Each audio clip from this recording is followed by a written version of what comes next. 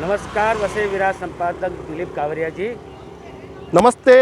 आज मैं फिर उपस्थित हुआ हूँ जनता जनार्दन के हितों की बात सरकार तक पहुँचाने के लिए।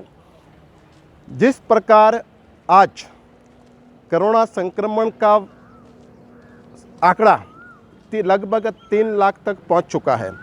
हम जैसे प्रतिस्पर्धा कर रहे हैं गोल्ड कप जीतने के लिए, उस प्रकार हम मालूम नहीं पड़ रहा है कि कोरोना से रक्षण के लिए हम लड़ रहे हैं कि कोरोना बढ़ाने के लिए लड़ रहे हैं। आज सभी लोग बहुत ही त्रस्त हो गए हैं, उनको मालूम नहीं पड़ रहा है कि हमको आगे क्या करना चाहिए। इतना खौफजदा हो गया है कोरोना के डर से कि हमको आगे क्या करना है। रही बात हमारे महाराष्ट्र मुंबई से इतने मजदूर पलायन करके गए हैं कि अभी उद्योग धंधे ठप पड़े हैं, व्यापार रोजगार पूरा बंद पड़ा है। जो दैनिक रोजगार कमाने वाले, दैनंदिनी रोजगार कमाने वाले, उनका भी व्यापार ठप पड़ा है। इन सब के बीच में उनको इतना बड़ा डर सता रहा है कि अब आगे क्या होगा। अब कुछ बातें ऐसी फैल रही कि वापस एक बार फिर से लॉकडाउन आने वाला है। इस डर से भी खौफजदा है। 3 महीने तो कैसे भी करके लोगों ने निकाल दिया है, फिर आगे क्या होगा इस बात से लोग इतने डरे हुए हैं। हमको भी बहुत जगह फ़ोन आते हैं कि अभी कावरिया जी आगे क्या होगा।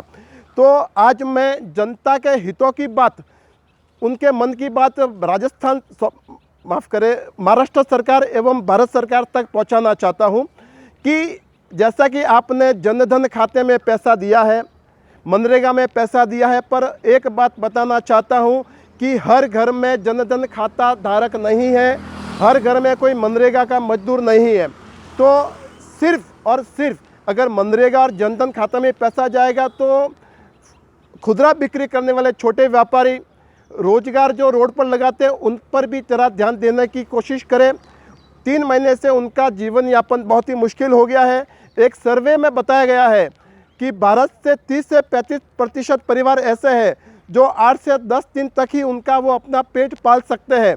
तो इनके बारे में भी विचार करना चाहिए। मेरे पहले 2 वीडियो थे, उसमें पहले एक था स्कूल की फ़ीस के बारे में, तो मैं फिर से निवेदन करना चाहता हूँ क्योंकि स्कूलों ने ऑनलाइन पढ़ाई चालू कर दी और फीस का प्रेशर दे रहे हैं।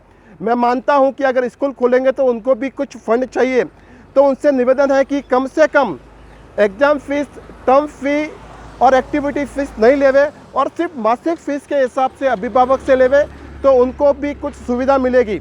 दूसरी बात, मैंने एक बिजली के बिल के बारे में बोला था, मेरी सुनवाई आगे तक हुई है, फिर उनसे वापस निवेदन करना चाहता हूँ कि कम से कम सुविधा दे और जब तक धारक, बिजली धारक अगर पैसा नहीं भरे तो इस काल में कम से कम कनेक्शन नहीं काटे।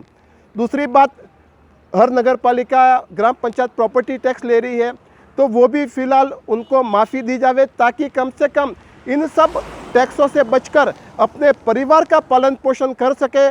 ऐसी मैं महाराष्ट्र सरकार एवं भारत सरकार से निवेदन करना चाहता हूँ कि जितने भी टैक्सेस हैं एक बार सब माफ़ करें या रियायत देवे। धन्यवाद।